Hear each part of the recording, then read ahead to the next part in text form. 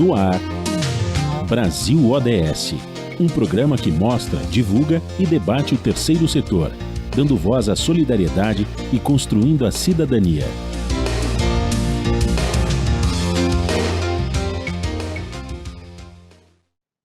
Olá, eu sou Joel Scala e começa agora o Brasil ODS, um programa do Observatório do Terceiro Setor, com apoio da FAPESP, a Fundação de Amparo à Pesquisa do Estado de São Paulo.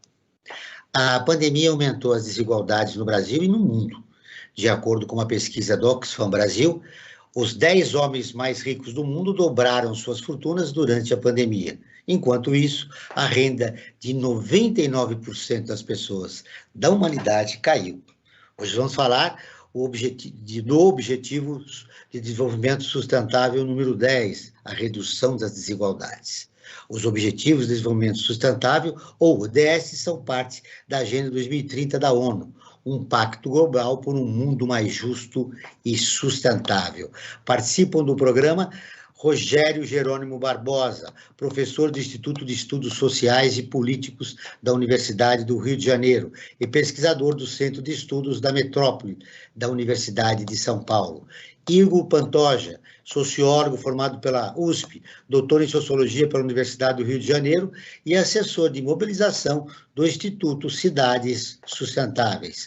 A co-apresentação do programa é de Frank Valverde, que também trará os destaques do site do Observatório do Terceiro Setor. Você vai conferir as notícias do mundo com a repórter Leda Letra, direto de Lisboa. Bom dia, Franklin. Bom dia, Joel, bom dia, Rogério, bom dia, Igor, e bom dia você que está em sintonia aqui no Brasil ODS, da Rádio Brasil Atual. Seu destaque da semana, Franklin. Joel, o destaque que eu tenho que dar é sobre a Covid, né? Acho que muitas pessoas hoje, elas estão ainda achando que acabou tudo, e não acabou ainda, né? Diminuiu bem, graças a Deus, né? E a ciência, principalmente, que com as vacinas e as campanhas de vacinação em massa, isso reduziu bastante, mas ela está presente ainda. Então, eu acho que as pessoas têm que estarem conscientes que ainda precisamos usar a máscara e ainda temos que usar o álcool em gel, lavar as mãos, isso é fundamental para diminuir ainda mais e aí sim dizer que a Covid ficou como coisa do passado. Olha, Frank, nós vivemos ainda as causas do negacionismo. A vacinação no Brasil recuou para 1986. Terrível, Vacinação, né, como contra a poliomielite, sarampo e tal, todas recuaram. Nós vivemos um momento muito difícil em relação à medicina preventiva no país, Frank. Verdade. Esperemos que agora, com a diminuição, né, que não desapareceu a diminuição, as pessoas voltem a se vacinarem naquelas vacinas que tínhamos deixado de lado na época da pandemia. Bom dia, Rogério. Seja muito bem-vindo ao nosso programa. Bom dia, é um prazer estar com vocês. O prazer é nosso. Bom dia, Igor. Obrigado novamente pela sua entrevista. Bom dia, Joel. Bom dia, Franklin. Bom dia, Rogério. Obrigado pelo convite mais uma vez aí. Uma pesquisa da Escola Nacional de Administração Pública, a ENAP, mostrou que os municípios mais vulneráveis à Covid-19 eram justamente os que possuíam o maior índice de desigualdade social. Em 2020, uma pesquisa já mostrava que em São Paulo, pessoas negras tinham mais chances de morrer por Covid. Como é que as desigualdades e a pandemia contribuíram para o aumento da desigualdade no país, Rogério? Bem, acho que tem muitos mecanismos que ocorrem aí, mas certamente talvez o principal seja a forma pela qual os vínculos se estruturam no mercado de trabalho, né? Os trabalhadores informais, eles têm vínculos frágeis, eles não podem deixar de trabalhar, e no meio da pandemia isso significava basicamente se expor ao contágio, né? Então, a fragilidade das formas como a gente conjugou o auxílio social com as formas de proteção sanitária propriamente, gerou um quadro assim, né?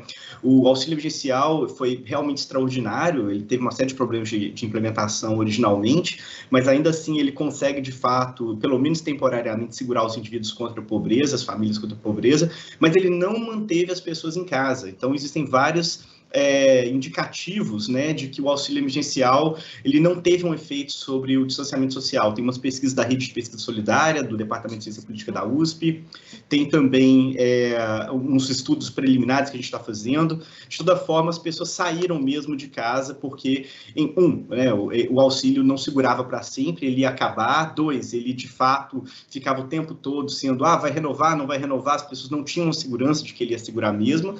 E não existia nenhum tipo de campanha associada, né, à manutenção das pessoas em casa com esse dinheiro, não existia nenhum tipo de condicionalidade, né, receber o auxílio e ficar em casa, alguma coisa assim, vacinar. Então, o nosso suporte social foi temporário, deixava as pessoas inseguras, apesar de que os valores pagos eram altos, e não estavam conjugados com o cuidado efetivo com a saúde, né? Igor. Esse tema da desigualdade é muito caro para a gente aqui no Instituto, porque a gente, enfim, é um dos 3 pilares que a gente atua, assim, né? Então, a gente sempre atuou em prol da redução de desigualdades, do aprofundamento da participação democrática e da questão diretamente do combate às mudanças climáticas. Então, desde o começo da pandemia, a gente também direcionou as nossas pesquisas, as nossas ações, para entender os efeitos dessa pandemia em relação à questão das desigualdades. E como você falou, o Rogério também trouxe aí algumas informações, esse efeito do ponto de vista das cidades também foi muito notável, assim. A gente desenvolveu um índice de desenvolvimento sustentável das cidades, que foi lançado ano passado, 2021, com 770 cidades brasileiras. Esse índice reuniu 88 indicadores, né, todos de bases oficiais nacionais, em nível municipal, e a gente viu, para além dos enormes desafios que a gente ainda tem para avançar em relação à agenda dos ODS nos municípios brasileiros, a gente viu que tem uma desigualdade enorme também do ponto de vista do desenvolvimento sustentável no Brasil. Então, dessas 770 cidades, todas as 10 últimas cidades, por exemplo, estão na região da Amazônia, né? São as regiões com pior pontuação nesse índice, são 10 municípios da Amazônia, enquanto as 10 primeiras colocadas estão todas no Sudeste, no estado de São Paulo. A gente não tem todos os municípios brasileiros, a gente vai lançar uma atualização desse índice esse ano, e aí sim vão ter todos os 5.570, mas dentro desse recorte de 770 municípios, a gente já viu uma desigualdade abissal entre, principalmente, a região amazônica e a região nordeste, se você compara com o desenvolvimento sustentável na região sudeste e na região sul.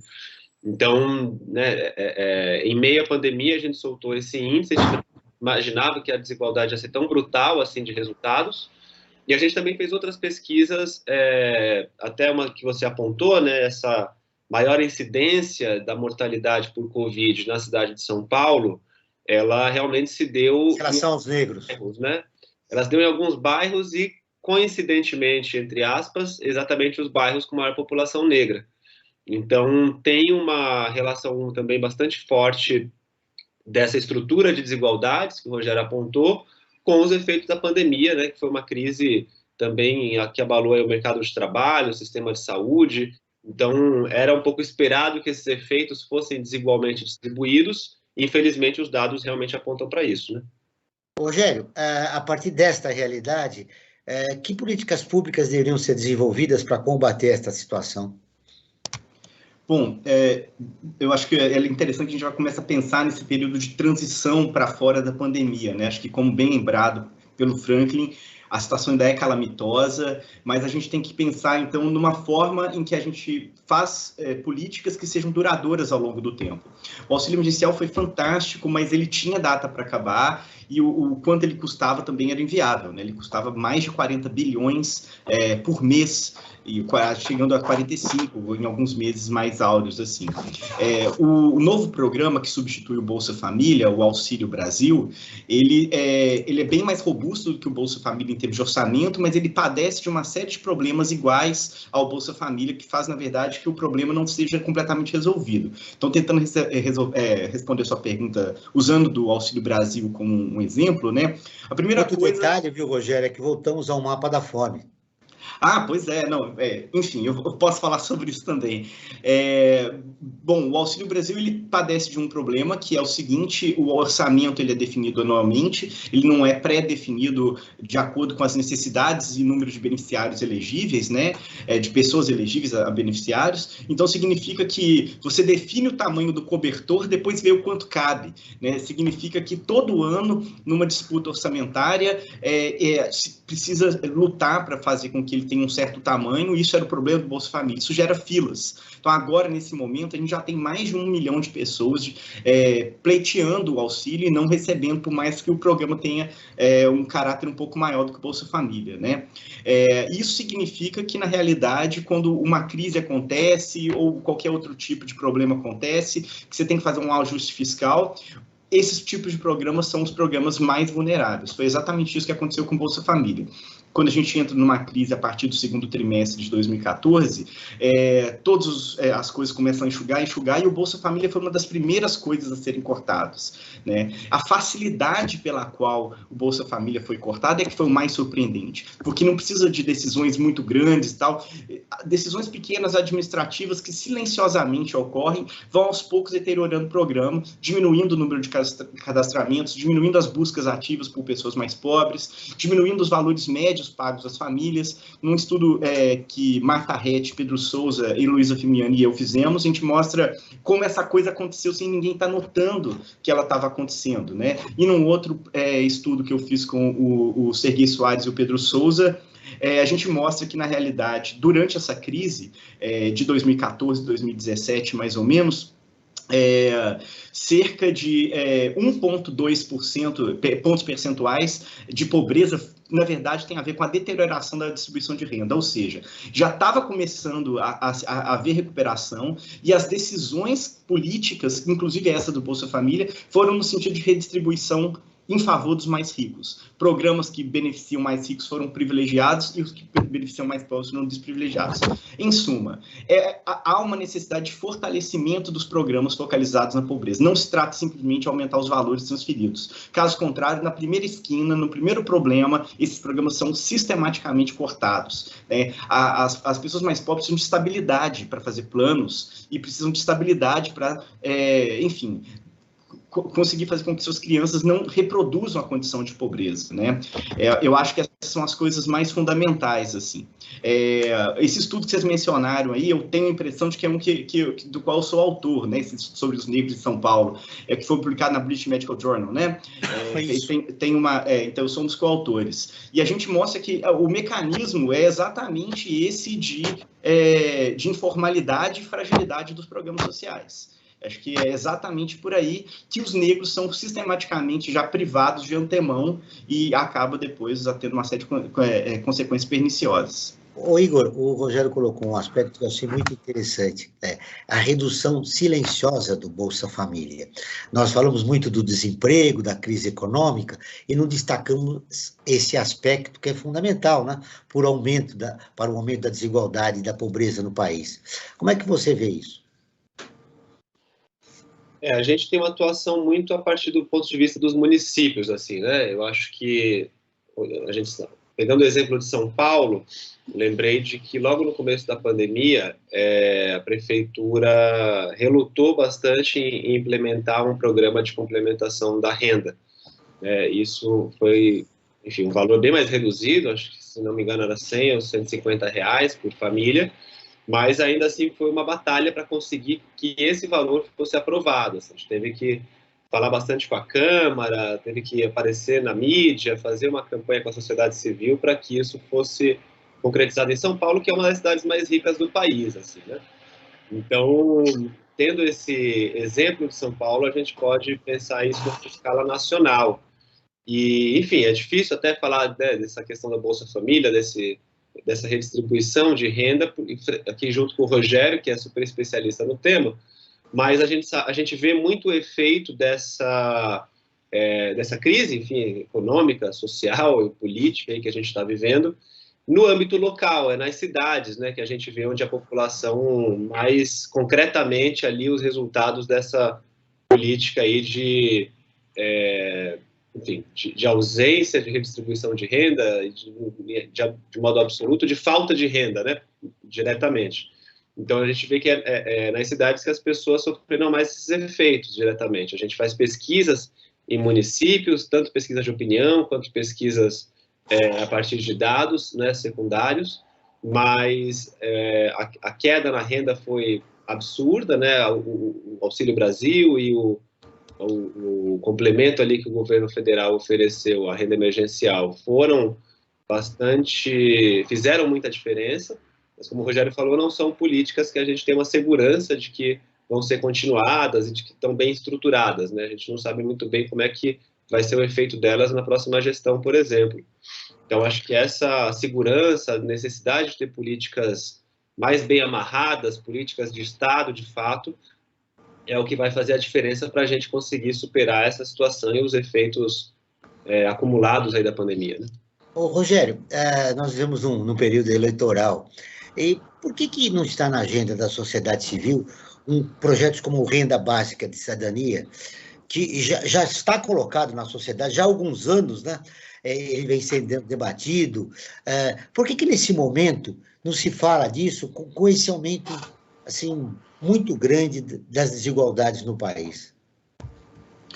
Bom, eu só queria mencionar uma coisinha aqui, que eu fiquei com vontade de comentar uma fala do Igor aqui, eu respondo isso também. Por favor, fica à vontade. Mas essa coisa das cidades é realmente muito importante, eu concordo com o Igor. E eu tenho o seguinte, bom, a capacidade de arrecadação e execução orçamentária dos municípios é bem mais reduzida do que do governo federal, exceto em algumas cidades gigantescas, né? E numa cidade como são gigantescas em termos orçamentários, per capita, né?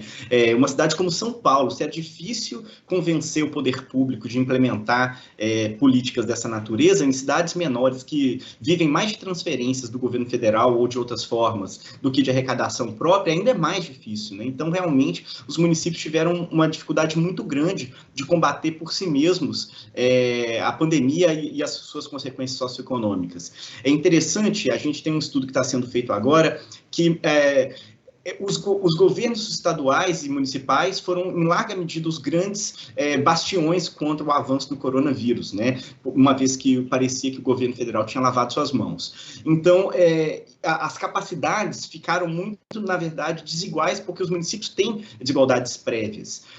Nos municípios onde o auxílio emergencial conseguiu cobrir mais a população local, os prefeitos tiveram mais condições de implementar políticas de restrição à mobilidade e outras formas de tentativas de intervenção não farmacêuticas para a contenção do coronavírus. Ou seja, né, os prefeitos estavam rifados porque o presidente estava dizendo, se vocês implementarem aí medidas de fechamento, o problema é de vocês vão destruir suas próprias economias, isso tem um custo eleitoral. Quando o prefeito se sentiu confortável porque sua população estava mais ou menos coberta pelo auxílio emergencial, eles puderam efetivamente fazer mais coisas, né? Então, inadvertidamente... Essas cidades que complementaram a vacinação, elas tiveram também maior êxito, né, de desenvolver. Sem dúvida. Eu não tenho uma pesquisa sobre isso própria, assim, mas eu li sobre isso e, de fato, me parece um achado bastante consistente. Eu acho que é nessa direção, sim, Joel. Sobre o ponto da renda básica, né? Bom, renda básica, ela tem várias acepções. Se formos falar realmente de uma renda básica universal, eu acho um pouco difícil de que a gente consiga executar isso nesse momento agora, tendo em vista todo o plano orçamentário.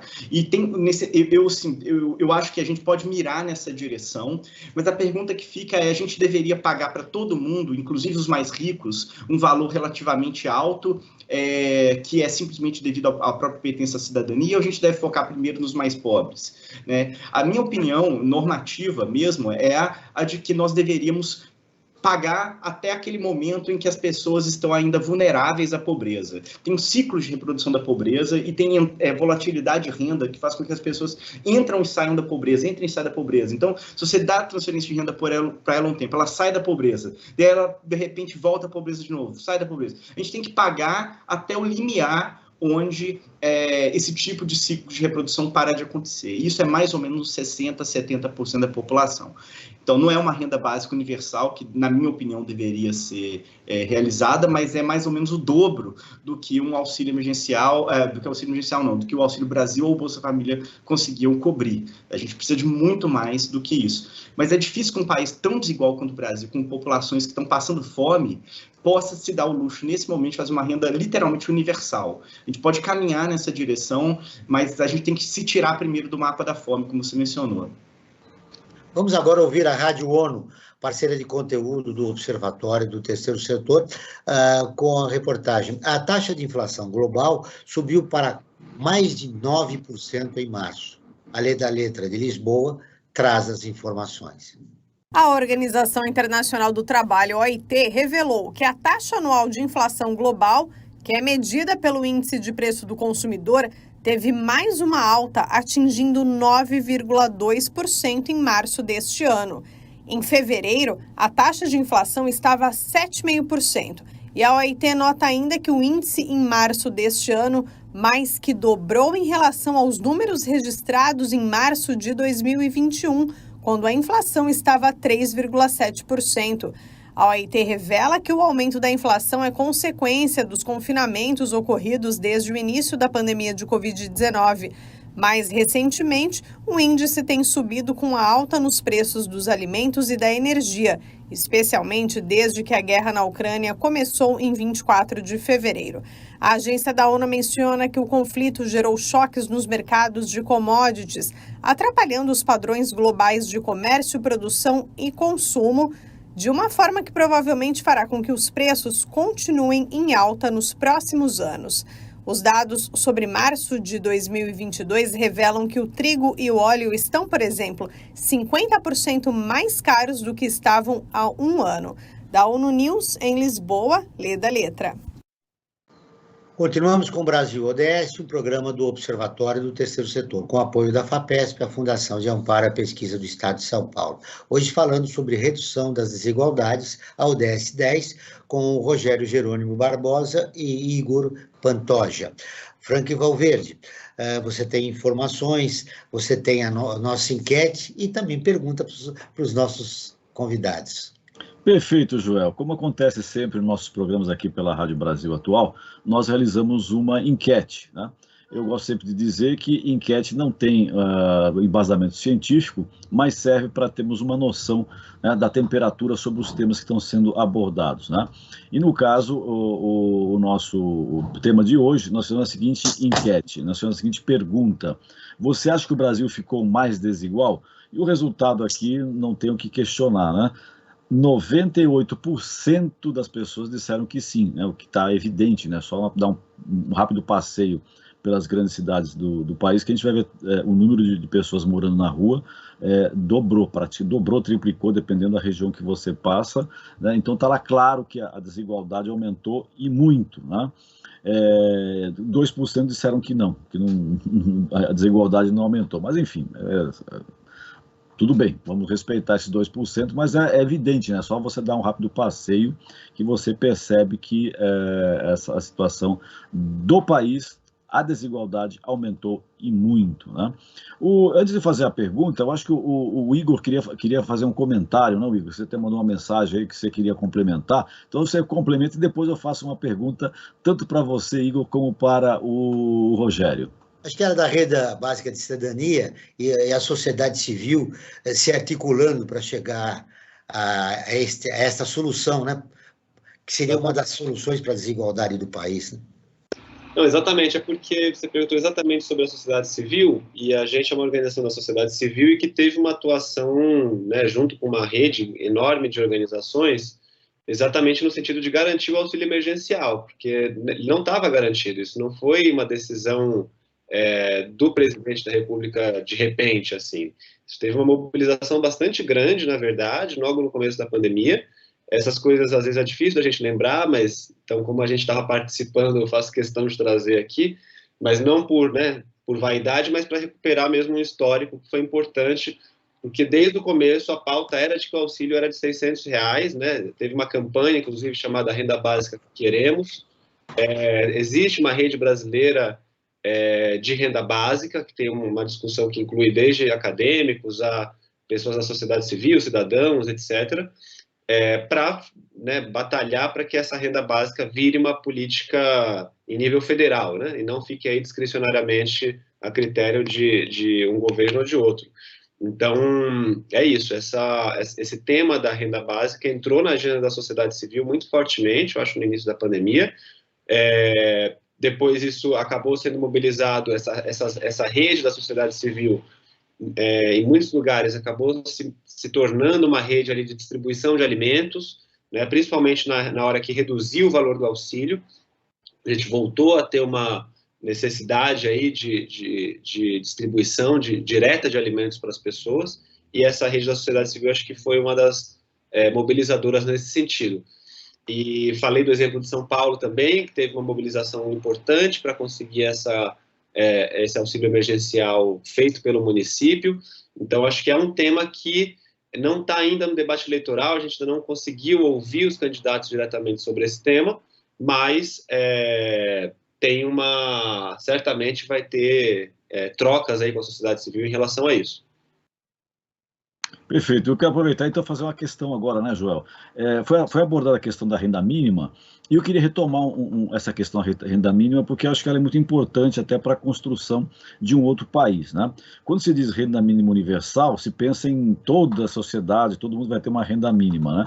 Mas eu acho que tem que pensar uma renda mínima universal para quem necessita de renda, né? Porque se você vai dar essa renda mínima para todo mundo, para algumas faixas da sociedade, você vai servir o que é essa renda mínima? Para pagar o caviar e o champanhe, né? Vamos falar o português, claro, mas que as pessoas precisam do arroz com feijão. O Rogério lembrou algumas distorções que aconteceram no auxílio emergencial, de gente anunciando, olha, eu recebi isso aqui para casar, para viajar e tal, e a grande imprensa deu destaque a esses detalhes quando a maioria da população realmente precisava de um auxílio emergencial. Para o arroz e com feijão, né? Essa que é a verdade, né? Esse cara necessita comprar um remédio, enfim. Então, eu quero colocar a seguinte questão. O Rogério mesmo disse que é difícil pensar no momento atual, uma renda mínima e tal. Agora, o que seria necessário para efetivamente nós termos uma renda mínima universal? E eu faço aqui um adendo, para quem realmente precisa.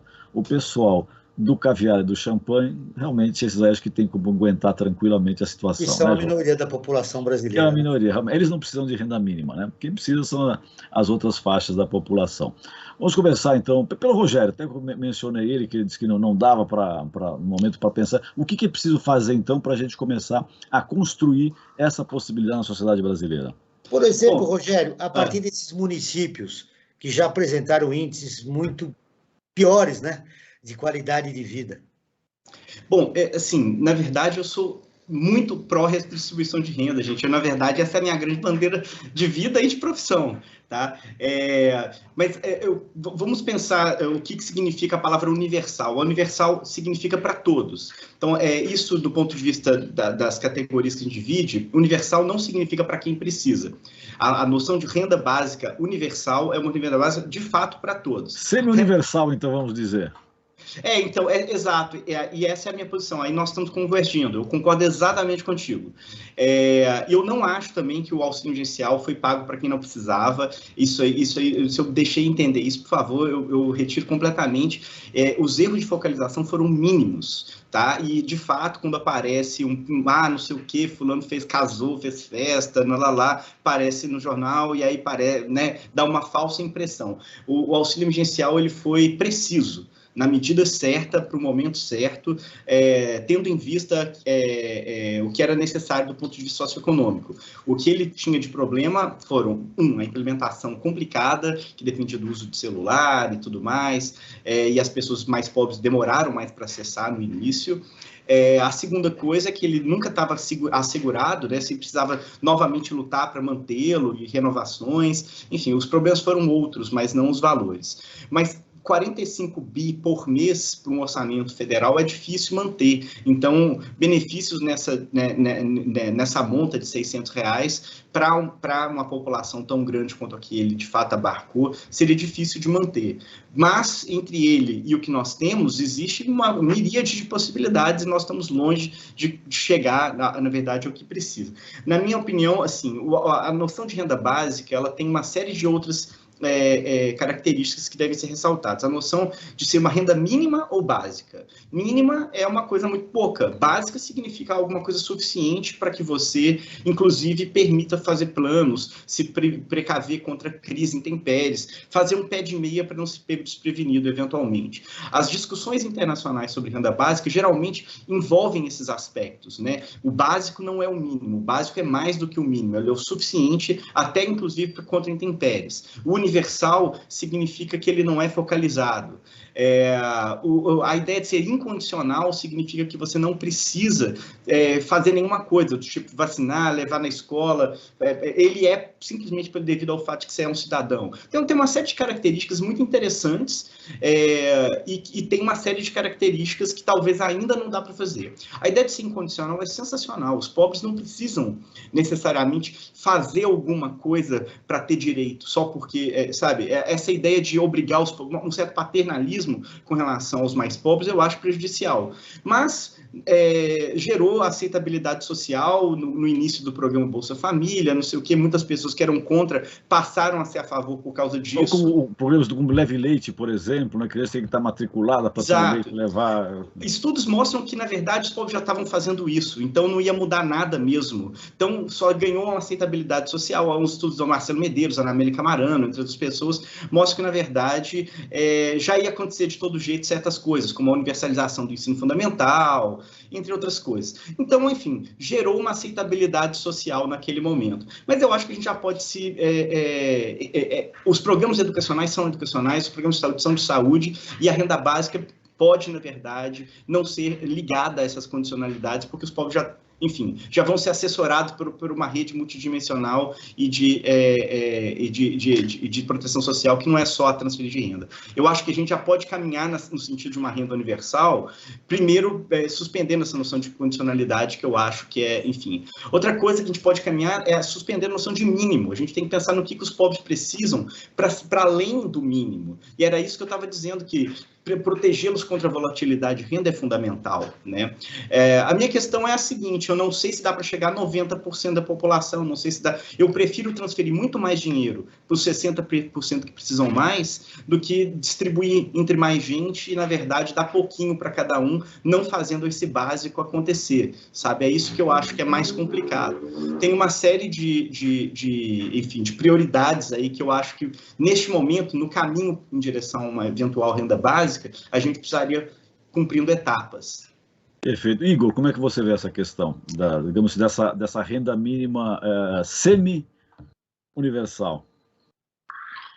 A gente, lutando pela redução de desigualdades, sempre tenta privilegiar os mais necessitados, né? Então, acho que, realmente, no momento em que a gente se encontra, é muito difícil visualizar uma alternativa que consiga atingir a população de 230 milhões de brasileiros, mas o foco deveria, sim, estar naqueles com maiores necessidades.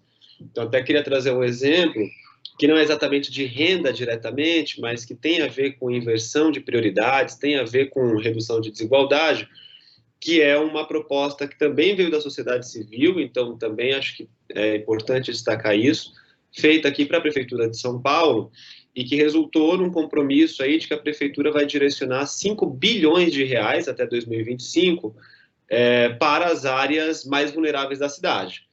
Então, esse valor vai ser distribuído entre as regiões da cidade, são valores para investimentos novos, não é valor para manutenção daquilo que já existe.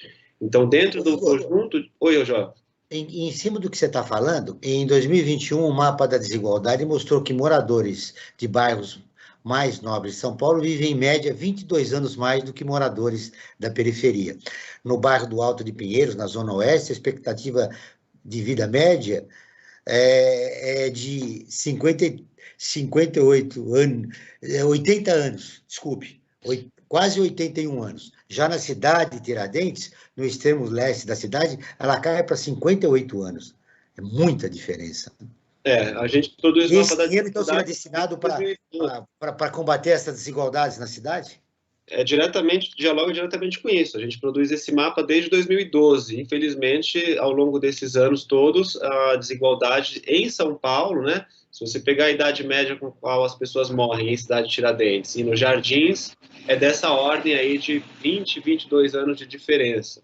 Isso está por vários motivos, né? Acho que tem uma questão demográfica, de que a gente sabe que tem muito mais crianças e jovens nas periferias da cidade, mas não necessariamente porque tem mais jovens, esses jovens precisam morrer jovens.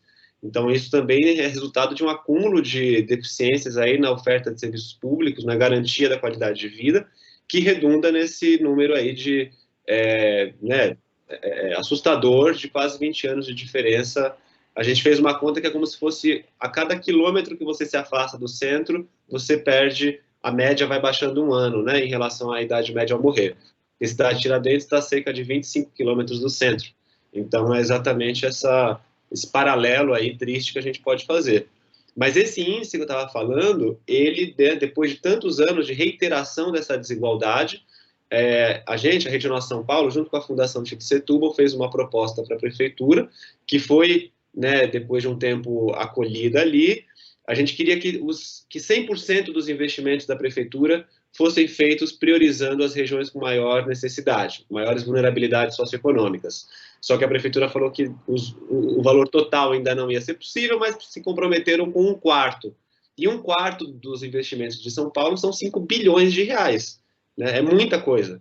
Então, se a gente pegar esses 5 bilhões e a prefeitura se comprometeu com isso e distribuir a aplicação deles de acordo com aquelas áreas com maiores demandas, então a gente tem um mapa com isso, tem uma tabela. Então, eu lembro que a subprefeitura do Boimirim, na Zona Sul, é uma das que vai receber a maior quantidade de recursos dentro dessa distribuição, e uma das últimas, por exemplo, é Pinheiros. A gente sabe que é uma região já com alta qualidade aí de serviços públicos e tal. Então, é uma inversão, porque se você pegar o mapa da distribuição histórica e dos recursos, essas áreas são exatamente as priorizadas. Então, a gente quer muito ver o efeito disso na prática, o quanto que isso, de fato, vai conseguir incrementar a oferta dos serviços públicos, da infraestrutura nessas regiões. Então, é um exemplo concreto também de redução, de investimento voltado para a redução de desigualdades, para além da questão da renda, né? Claro que é fundamental, é o básico, é o que a gente estava discutindo aqui até agora, mas também é importante olhar para essa redistribuição de prioridades que cada município, cada órgão, aí, cada ente federativo pode promover. O grande desafio é que esses investimentos sejam do ponto de vista técnico, né? E, claro, porque ele pode ser usado politicamente. O Rogério, como você vê essas distorções que acontecem aqui em São Paulo? Pô, o Igor leva as coisas para o município, que é onde ele entende mais, eu levo as coisas para a renda. Rio de Janeiro. Não, Rio de Janeiro ainda não, porque eu estou começando aqui, ainda não... Mas, assim, eu geralmente penso as desigualdades mais do ponto de vista nacional.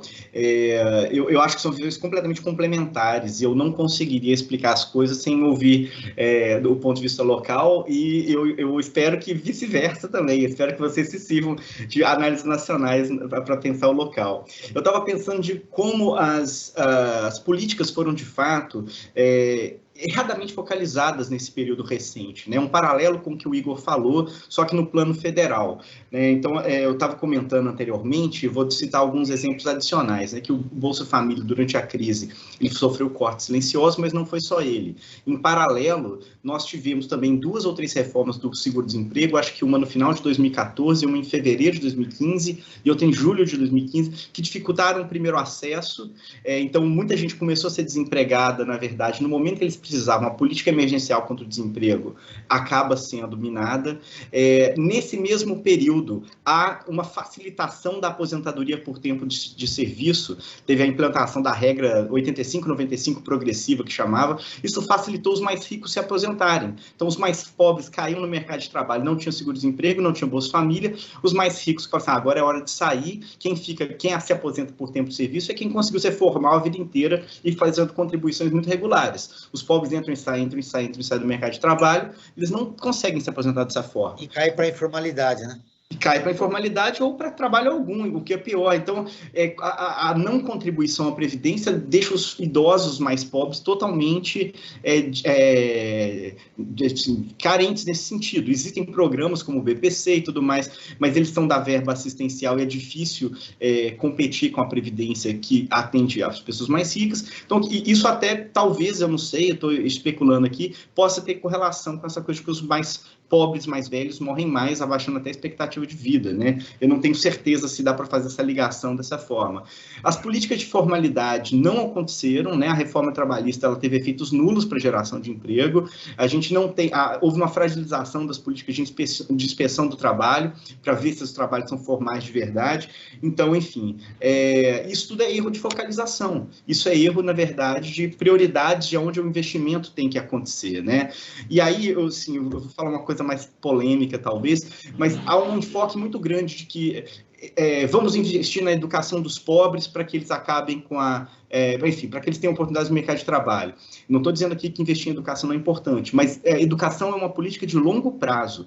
Que Brasil a gente quer ter daqui 5, 10, 15, 20, 30 anos, né?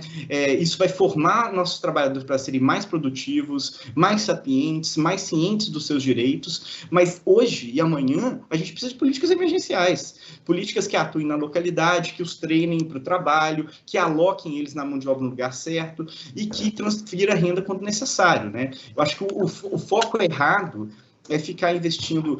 Quando o assunto é pobre, a gente pensa no longo prazo e deixa eles desprovidos hoje. Quando o assunto é rico, a gente pensa no curto prazo e resolve o problema deles agora. Muito bem, nosso programa está muito interessante e correu rápido esse tempo. Nós temos só mais 15 minutos. E eu quero dar um recado para os nossos ouvintes, depois eu chamo você, Frank, você também tem mais informações. Verdade. Você quer ficar informado sobre projetos, causas sociais e direitos humanos? Siga o Observatório do Terceiro Setor nas redes sociais e acompanhe informações do Brasil e do mundo. No Instagram é @Observatório Terceiro Setor e no Facebook é facebook.com/Observatório Terceiro Setor. Os nossos programas de rádio também estão disponíveis no canal do Observatório no YouTube. Lá também você encontra entrevistas e quadros de como você sabia e você conhece, que mostram aspectos ignorados da história e refletem sobre a sociedade brasileira. Basta buscar Observatório 3 em numeral setor, repetindo, Observatório 3 em numeral setor. Frank Valverde. Bom, João, eu tenho dado alguns destaques a respeito do site do Observatório do Terceiro Setor, né? Repito também o convite que você já fez, né, para as pessoas, todos e todas, visitarem o nosso site, observatorioterceirsetor.org.br. Nunca é demais repetir o nosso endereço. E lá vai encontrar uma série de matérias, muitas vezes voltadas para questões vinculadas à cidadania. Tem matérias como, por exemplo, a Amazônia, desmatamento nos primeiros meses deste ano atingiu 70%. Tá? E outras como, por exemplo, trabalho escravo contemporâneo. O que é e como combater, né? Por incrível que pareça, estamos no século XXI e ainda temos que falar em trabalho escravo, né? E a matéria que eu quero dar um destaque especial é apenas Brasil e Turquia têm inflação e desemprego em 2 dígitos, né? Essa é a situação do país aí, infelizmente a política econômica do governo federal tem jogado o país nessa situação, né? Essa é uma matéria que foi escrita pela Maria Fernanda Garcia, né? Nela dá uma série de dados, por exemplo, né? O Brasil e Turquia, né, dos países que estão, assim, das grandes economias, bem entendido, né? Porque tem aquelas economias que realmente a situação é muito pior, tá? Mas das grandes economias são os 2 países que estão em 2 dígitos, tanto a inflação como o desemprego. Aí, por exemplo, na Argentina e a Rússia estão no topo das taxas de inflação, mas os juros básicos deles realmente estão, os juros também estão nessa base, mas, por exemplo, o desemprego é abaixo de 2 dígitos. África do Sul e Espanha, por exemplo, estão com desemprego superior ao nosso, porém a inflação e os juros são bem menores, né? No caso do Brasil, né, o caos todo se instalou aqui, né, e a gente está nessa situação. A inflação batendo 12% ao mês, né? Um número que há muito tempo não se chegava, e essa situação na qual o Brasil se encontra. Essa e outras matérias, né, que você encontra no site do Observatório do Terceiro Setor, e lá tem uma ferramenta muito importante, que é a ferramenta de audiodescrição. que ela dá a possibilidade dos deficientes visuais ouvirem a matéria, né, terem essas informações que estão no nosso site, Joel. Um estudo do Centro de Pesquisas em Macroeconomia da Universidade de São Paulo mostrou que taxar os mais ricos diminuiria as desigualdades do país e poderia elevar o PIB até 2,4%, segundo o estudo. A cada R$100 transferidos do 1% mais rico para os 30% mais pobres, geraria uma expansão de 106,70 centavos de reais na economia, Igor. Essa iniciativa seria possível no nosso país? Acho que é plenamente possível, né? A gente, dependendo do caminho político que a gente escolher, isso é mais provável ou não. Então, acho que não é isso, é absolutamente possível. Acho que várias pessoas já escreveram sobre isso, já propuseram isso. Esse tema já foi, talvez até ter iniciativas de lei ali no Congresso Nacional sobre esse tema, mas isso, né, politicamente não anda. E aí a gente tem que ver por que isso não anda, quem é que comanda o Congresso Nacional, quais os interesses que estão ali e quais os que estão de fora, né? E quem que a gente vai querer botar para dentro esse ano. Então, acho que é disso que se trata, de escolher um caminho, né? Eu acho que é uma alternativa bastante viável, bastante... acredito que a grande maioria da população, inclusive, seja a favor desse tipo de medida, mas os interesses, a classe política que controla ali o Congresso Nacional não está comprometida com as necessidades da população, em sua maioria, né? Então, acho que é desejável. A correlação de forças, né? A cobertura da grande imprensa não tem sido muito favorável a essa questão, que seria uma solução, Franklin. É verdade. Essa questão da taxação das grandes fortunas, por exemplo, né? Que vira e mexe aparece aí, não ganha muito eco. Até porque, se for pensar, os grandes donos dos grandes conglomerados de comunicação têm as grandes fortunas também, né? Só ver a relação dos mais ricos aí, muitos dos mais ricos são donos de emissoras de TV, de grandes conglomerados de mídia. E claro que eles não vão querer mexer no bolso deles. Então, a grande mídia não cobre como deveria essa questão da taxação das grandes fortunas e dessa distribuição de renda dos que têm mais para os que têm menos no país. Importante destacar que durante a pandemia os mais ricos aumentaram, né, sua fortuna. Ainda é 99%, né, da população mundial perdeu. Eu quero ver a opinião do Rogério. Estou aqui desmutando. Na verdade, eu estou totalmente de acordo. O Igor falou, acho que as coisas mais importantes, né? A questão que fica é por que é tão difícil assim fazer isso. A razão, eu penso aqui na tese de doutorado, tinha um colega de trabalho meu, Eduardo Lázaro, e assim, os benefícios de impostos são difusos do ponto de vista dos ricos, né? Eles não enxergam onde a coisa está acontecendo, mas os custos são concentrados. Então, isso faz com que eles sabem que eles vão pagar. Então, isso facilita a mobilização deles para poder, eventualmente, se opor, né? O problema é que as justificativas públicas para esses problemas são muito improcedentes, em larga medida. A gente está falando de tributação de pessoa física. Pessoa física não é aquela que emprega. Pessoa física já é o beneficiário, de alguma forma, da repartição de lucros ou do emprego. Então, quando se fala, por exemplo, o imposto de pessoa física aumentar, né, o IRPF, há uma resistência dizendo que o emprego vai acabar no Brasil. Isso não tem nada a ver, na verdade, né? A gente não está falando de taxar mais a PJ.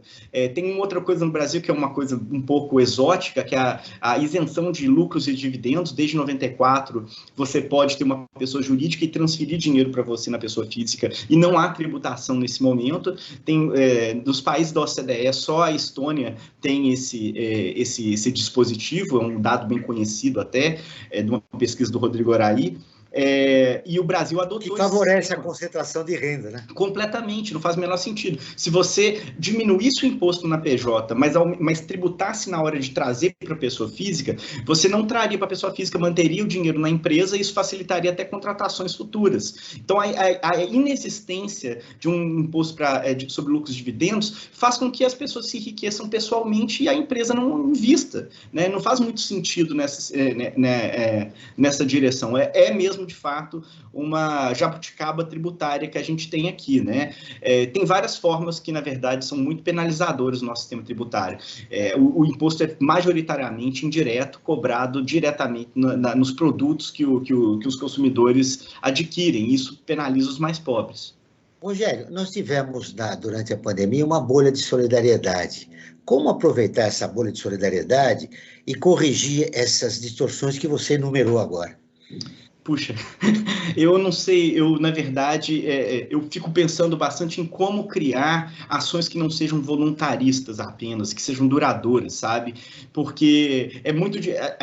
eu acho que é um novo momento no pós-pandemia. Exatamente. Eu acho, assim, muito, muito incrível que tudo isso tenha acontecido, mas essas bolhas de solidariedade, por assim dizer, elas têm que lutar por institucionalização do seu legado, de alguma forma, nas políticas, né? Por aproximação com relação aos parlamentares mais afins dessas agendas e tudo mais, porque depender do voluntarismo é muito complicado, assim. Eu não acredito em milionários bonzinhos, eu também não acredito numa sociedade civil que não esteja em parceria institucionalizada com o Estado. Então, é muito importante que interfaces socioestatais se abram para que essa relação seja perene. Senão vai ser só uma bolha, uma hora ela estoura, e aí as populações carentes ficam de novo à mercê do tempo, do vento. Estamos caminhando para o final do programa, mas rapidamente eu queria ver o Igor. Como deixar que essa bolha não estoure, Igor, e no pós-pandemia a gente construa soluções importantes que contemplem a maioria da sociedade brasileira? Isso é o que a gente também tenta fazer aí no nosso cotidiano lá pelo Instituto, pela Rede Nossa São Paulo, porque o que acontece é que a gente tem um descrédito muito grande também das instituições políticas, né, atualmente. Então, muitas vezes, a pessoa que estava engajada numa mobilização comunitária ali para ajudar uma população necessitada nesse contexto, quando você vai falar para ela de política pública, ela já vai falar aquele discurso, né, que a gente ouviu muito em 2018 de não acredito em ninguém que está aí, né, essa política não funciona, não acredito em política. Então, esse é o mecanismo, talvez, que a gente tenha que trabalhar sobre ele para desarmar essa bomba, né? Ou seja, a desesperança tomou conta da sociedade e generalizou um senso comum que impede que a gente apresente novas soluções. Franklin, eu quero o seu destaque final. Só complementar, desculpa, 10 segundos, é só porque isso tem uma relação sempre até com a fala do Franklin, né, em relação ao papel da mídia nisso tudo. A gente sabe que também os grandes meios foram um pouco responsáveis por essa desestabilização das instituições políticas aí nos últimos anos. Então, era só para complementar isso, desculpem. Não, fique à vontade, por favor. Você é o nosso convidado e nós queremos a sua opinião. Franklin, é que nós estamos no final do programa, a gente deixou vocês conversarem e agora eu preciso fechar em 5 minutos. Franklin, seu destaque final.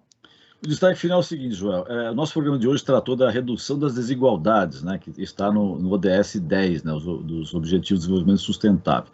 Eu digo que para trabalhar pela redução das desigualdades é fundamental, pois só assim nós vamos construir a cidadania neste país. Muito bem. Igor, seu destaque final, do que mais importante você gostaria de deixar registrado a respeito do tema do nosso programa, as desigualdades e a redução da pobreza?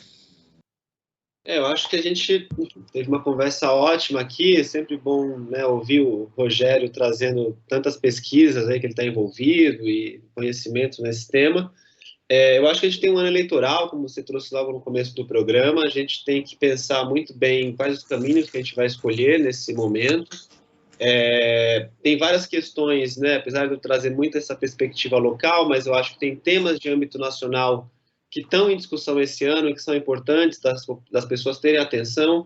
Então, a questão das cotas, por exemplo, né, a renovação do processo das cotas, que tão importante foi para reduzir desigualdade racial na inserção, né, na educação pública, em vagas até de trabalho, né, em concursos públicos, por exemplo, etc. A gente tem a questão do Pacto Federativo, que é um tema que também é super, enfim, tangencial a essa nossa conversa, que fala da redistribuição de recursos entre municípios, estados, União.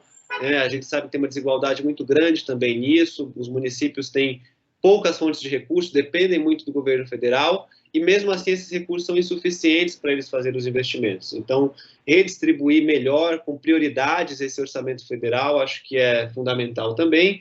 E, por fim, a própria questão da desigualdade regional, né, de como combater isso, qual é a proposta, né, da Câmara, dos candidatos à Câmara esse ano, qual a proposta do governo federal para reduzir desigualdades também em nível regional no país, né, sabendo que o desenvolvimento na Amazônia, o desenvolvimento no Nordeste, o desenvolvimento no Sul, tem características muito diferentes, resultados muito diferentes do ponto de vista socioeconômico, e como melhorar isso. Então, acho que era só trazer alguns temas Muito aqui. bem, agora eu quero ouvir o destaque do professor Rogério, que tem um poder de síntese muito bom, e vai fazer o seu destaque final a respeito do tema do programa. Pressionando. Vamos lá. Eu acho assim, uma coisa importante com a mensagem, diferenciar duas agendas que têm a ver com a DS10. A primeira delas é a pobreza e a desigualdade. A pobreza de um lado e a desigualdade de outro, tá? Então, a pobreza significa insuficiência em vários sentidos, e isso é uma agenda importantíssima. Mas, recentemente, muita gente está dizendo que desigualdade não importa, desde que a gente supra as condições necessárias para os mais pobres. Isso não é verdade. A desigualdade significa, mesmo que a gente mantenha as condições básicas dos mais pobres satisfeitas, a incapacidade de influenciar a política é um sintoma da desigualdade. Até a noção de que algumas pessoas são mais ou menos cidadãos que as outras, né? Então, a gente não pode ter uma desigualdade do tamanho que nós temos a ponto que faça uma classe pensar que a outra é composta de cidadãos de segunda classe ou não cidadãos, né? A desigualdade é um tema importante em si mesmo e ela tem que ser lutada com ferramentas próprias. Em parte, são as mesmas que resolvem a pobreza, mas em parte não. A gente tem que mexer na base, a gente tem que mexer no topo, e são coisas totalmente necessárias e independentes, tá? Não dá para simplesmente achar que resolvendo a pobreza a gente resolve o problema do Brasil. O Brasil ODS, um programa do Observatório do Terceiro Setor, com apoio da FAPESP, a Fundação de Amparo à Pesquisa do Estado de São Paulo, está terminando. Eu agradeço a presença de Rogério Jerônimo Barbosa, professor do Instituto de Estudos Sociais e Políticos da Universidade do Estado do Rio de Janeiro e pesquisador de centros de estudo da metrópole da Universidade de São Paulo. Igor Pantoja, que é sociólogo, formado na USP e doutor em Sociologia pela Universidade do Rio de Janeiro, e assessor do Instituto de Cidades Sustentáveis. Esse programa foi produzido pela equipe do Observatório do Terceiro Setor. Na próxima terça-feira, acompanhe o nosso programa Perspectiva, com assuntos importantes da realidade brasileira. E ficamos por aqui, sempre na luta por uma sociedade mais justa, solidária, sustentável e tolerante. Até o próximo programa.